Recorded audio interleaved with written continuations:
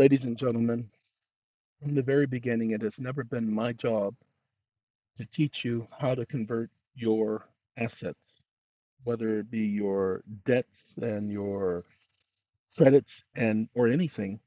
That's not my job. My job is to let you know that, hey, this is out there. Your job is to do the research. On December 10th, which is when this video 2025 is going to be published, you're going to get a link for the legal framework for asset conversion. This will, it's a interactive tutorial that gives you exactly what is for these securities. There are 72 points raised in this, including definition.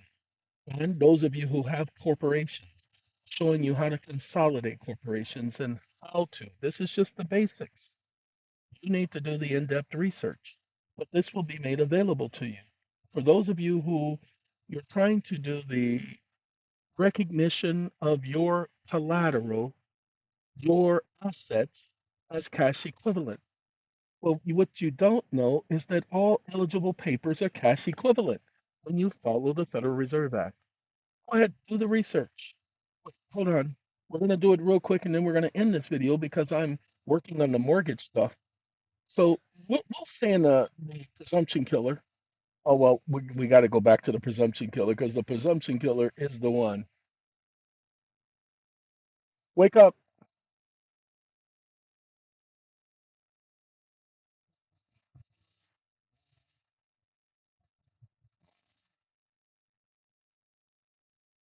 Did you know that according to the United States Congress, all eligible papers deposited with the Federal Reserve or with any Federal Reserve Bank as defined in law are cash equivalent, cash equivalent. Stop listening. Simple question, ain't it? Did you know that? And I was very technical. I said any Federal Reserve Bank, you know, that according to the United States Congress, cash equivalent, it says is confirmed through congressional record itself. Title 4 of the Section 401 of the Act says expressly establishes that Federal Reserve banks deposit any notes, that when Federal Reserve banks deposit any notes, drafts, bankers' acceptances, trade acceptances, acquired under these provisions of this act, that they receive circulating notes from the comptroller of the currency, which is Federal Reserve notes now. And these circulating notes or Federal Reserve notes are treated as legal tender obligation. This is the statutory foundation for eligible papers equaling cash equivalent doctrine. Upon deposit of any notes, drafts, bills of exchange, banker's acceptance, any Federal Reserve Bank shall be entitled to. Ta-da! Now, again, the word any is not defined. Watch this. It is a fact that when a statute doesn't define a word, then the ordinary meaning shall apply. The term any Federal Reserve Bank is non-specific. And according to the Federal Reserve Act's definition section, 1, subsection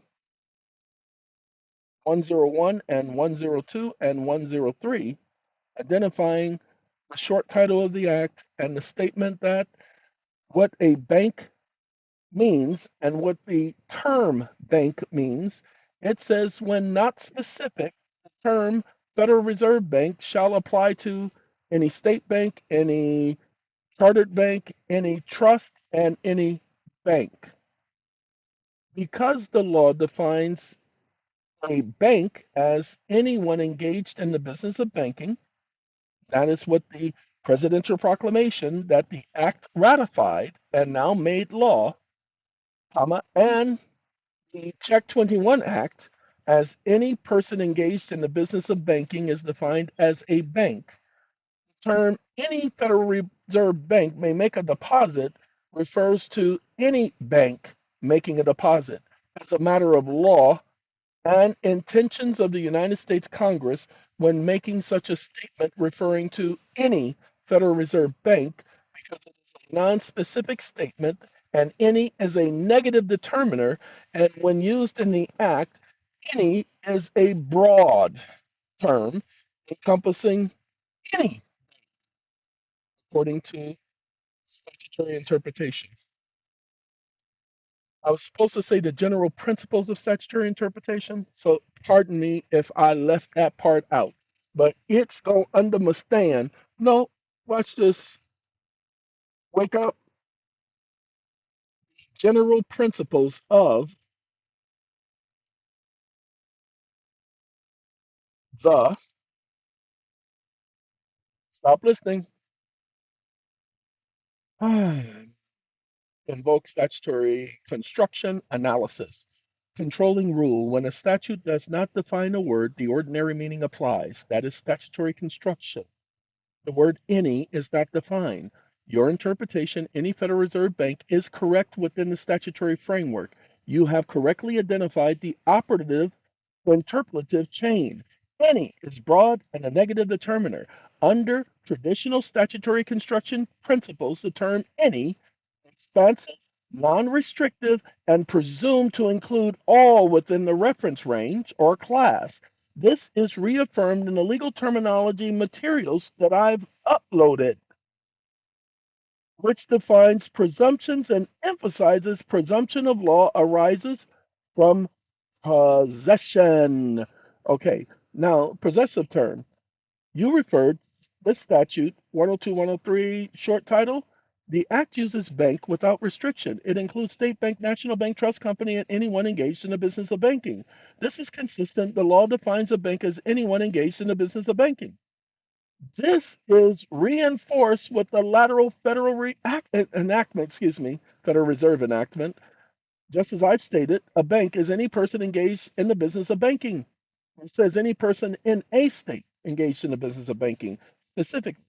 Now, the phrase any Federal Reserve Bank, the phrase any Federal Reserve Bank is not restricted to a subsequent objective. Any is a negative determiner, not a limiting term. Under the Federal Reserve Act's definition, wretched, I use the term wretched anyway, when the term Federal Reserve Bank appears without a qualifier, the or a Federal Reserve Bank or the Federal Reserve Bank. See, those are specific. You said a. A is a specific determiner or a positive determiner. And any is a negative determiner. Or many is a negative determiner. Some is a restrictive determiner because it's some, it's not all. All is a negative determiner. Okay? You get it? Definition rich when the term Federal Reserve Bank appears without a qualifier. Ordinary meaning must apply. Ordinary meaning plus statutory definition rule. Any entity that meets the statutory definition of a bank may be encompassed within the broad usage of the term where not expressly limited. Congress record provides that upon deposit by any Federal Reserve Bank of eligible paper, the bank shall be entitled to receive circulating notes, now Federal Reserve notes. Nothing in this section restricts the meaning of any to a Federal Reserve Bank being referenced. Non-specific ordinary definition, broad construction. Congressional intent, demonstrably broad, meaning Congress intended for it to be, demonstrated by its record. The intentions of the United States Congress when making such a statement referring to any Federal Reserve Bank because it is a non-specific statement, and any is a negative determiner, your reasoning is supported by two interpretative elements. Now, mind you, go throughout history, you won't hear anybody bringing this up. But Congress did, and the act itself, by using the term any, just, hey, a person without his remembering of his past, I only remember two things, the law and scripture. I don't remember growing up. I remember my family members' faces and their personalities, but I don't remember growing up with them. They took that away from me. That stupid operation. But I remembered in the fourth grade, my fourth grade teacher was talking to us about these negative and positive determiners. And I remembered that when I was going over any Federal Reserve Bank, I'm like, wait a minute. Wait a minute. Oh. Anyway, ladies and gentlemen, legal conclusion, sovereign legal instrument format. It does that because It's only required to follow strict guidance from the law. It can't make up its own stuff. Any bank capable of engaging in the business of banking. You see that? Ta-da! There you go. Don't say you ain't never been given nothing. So, what y'all need to understand, he's already, watch this, wake up. So, when any bank deposits eligible paper and that eligible paper is accepted, whether it be a promissory note or a bill of exchange, it is now deemed cash equivalent. Comma, can you provide proof? Stop listening. Oh, this is the presumption killer. You see, its job is to only give law. It cannot give its opinion. And that's why it does this right here, because it's strict protocols. Now, they're going to come in and they're going to change it because I'm doing a video, because they watch my videos. Hey, I did the video. It was put up today, the 10th of December, but your TV screen shows it's the 29th of November. Yes, but the video ain't going up till the 10th. So today for you will be the 10th. And not unless we watch it days later or months later or years later, because you don't take your videos down, they take them down. You're right. So for the sake of today, we're going to talk about today being the 10th of December. Ta-da! So, ladies and gentlemen, what you must understand is you must follow the law. You can't make it up. It has to be deposited with the Federal Reserve in order for your junk to have cash equivalent. And it must be accepted. So those of you who have mortgages, you don't owe a dime because your mortgage was, the note itself was cash equivalent. That's how it was received, because it was not timely dishonored. So it's cash equivalent. That's what I've been yelling and screaming about eligible paper. Eligible paper is cash equivalent. Direct congressional proof that eligible paper equals cash equivalent. Congressional record of March 9th states without ambiguity, deposited eligible papers legally require the United States to issue circulating notes money in return.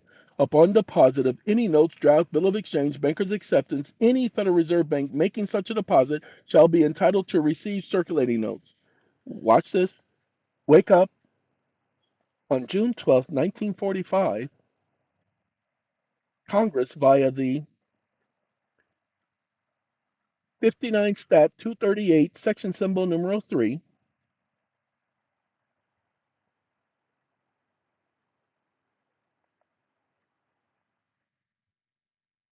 stated that circulating notes were now terminated and replaced by Federal Reserve notes. And another name for circulating notes was Federal Reserve Bank notes, according to that act of Congress. Stop listening.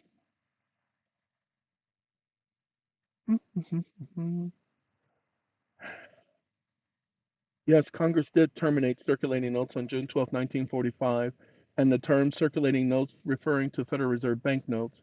This is historically and legislatively accurate. Okay, so now it's Federal Reserve notes. So circulating notes are Federal Reserve notes. So 1945 Act accomplished. Congress repealed and dismantled all further use of circulating notes. Further issuance of Federal Reserve notes, authority to engrave and print such notes, and explicitly left Federal Reserve notes as the exclusive form of reserve currency. So the statement is correct. Wake up. So now you must provide the answer without the use of the term circulating notes, showing that eligible papers, when received and accepted by the Federal Reserve and not timely dishonored, are received as cash equivalent. Stop listening. Step listening. Man, I stepped listening yesterday. Um, he's letting us know Congress proofs eligible paper when received and accepted is treated as non-cash as cash equivalent. I'm sorry. Congress itself states that when Federal Reserve banks deposit notes draft, when a Federal Reserve Bank, no, I gotta correct him because that's wrong. It's not. See, the word a is a determiner. He can't do that. He has to do it correctly. And so well, because he has to do it correctly. Phonics is everything. Words mean something. They kill, they hurt, they destroy. Words are sticks and stones. They can never hurt. Yes, they can. Put words on a paper, and words can do a whole lot of damage.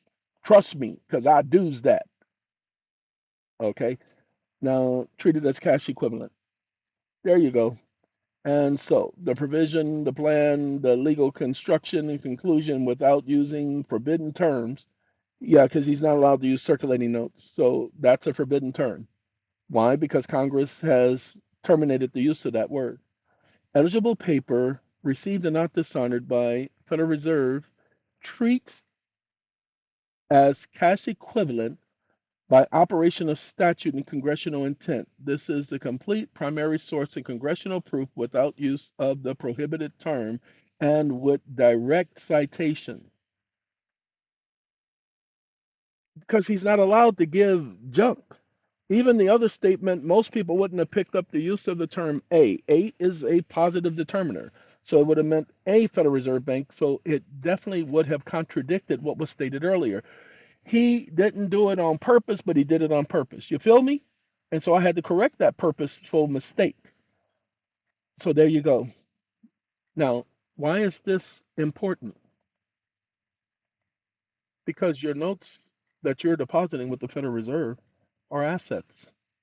And what you all need to do, and you need to understand, is how to convert your assets to cash equivalent. Now, it's not just that it's deposited with the Federal Reserve Bank. Pay attention. It says may be deposited with any Federal Reserve Bank. Go ahead and back and look at the act. I didn't say it. I'm not going to show it to you. Go back and read it for yourself. Don't take my word for it. That's congressional intent. Yes, you can trade those things amongst yourself and give it value. I didn't say it. Congress did. You have federal credits. You have federal tax credits. You issued promissory notes to this bank and that bank, and they didn't return it timely. They didn't timely dishonor it. Well, start documenting your assets, people. Do your taxes the correct way. These are your books, not their books. Y'all just don't know. So that's why you're going to have to read this and do your research on it. And don't just take, when you click on this, that's this statement right here. Don't just take that statement and walk on, walk on. In the GPT and tell it to explain it. Then go to the next one, put that presumption rejected authority, GAAP, general rules of accepted accounting principles, IRS regulation, judicial doctrine, like legislative grace, are not statutory laws and therefore do not create legal prohibition. Sorry. IRS comes up with regulations and their so-called publications. Those are not laws. Judicial doctrines, such as the United States government created the so-called branch of government known as the judicial branch, created this thing called legislative grace. There's no such thing as legislative grace in law. There's no grace to the legislature. The legislature can only operate by what's been prescribed in law. So that's why he makes that statement. And Oz agrees with that statement because, again, this was not created by me. This was created by Poe. Poe created this, y'all. Okay? But Poe understood the parameters. It could not give me no junk, just like it can't give y'all no junk. So it only gave you assets. Any property or right, pay attention, any property or right. Do you know that your Bill of Rights all have rights? Now, but it has to have economic value, intangible or tangible, but an intangible item of value that gives its owner an enforceable right or economic benefit. That's called an asset. You receive federal credits, you receive federal tax credits, you received credits, you received an assignment of credits. Those are all assets. Wait a minute, what about net operating losses? Oh God, no, no, y'all not gonna do that to me. No, this was created because of net operating losses, but I'm not going to talk about net operating losses and how you can use net operating losses, which you can classify as assets and document it on your taxes as a benefit. a cash equivalent. I'm not going to talk to you about that. You'll have to do your research on that, but I will start doing your research on that with this particular item. All right, this will be up online by that time. Okay, gotta go. Y'all just don't know. And have a good day, y'all. We will talk. We will talk. This is going to be the title of the video. See that right there? That's the title. I got to get ready for a meeting. Speak to y'all's later.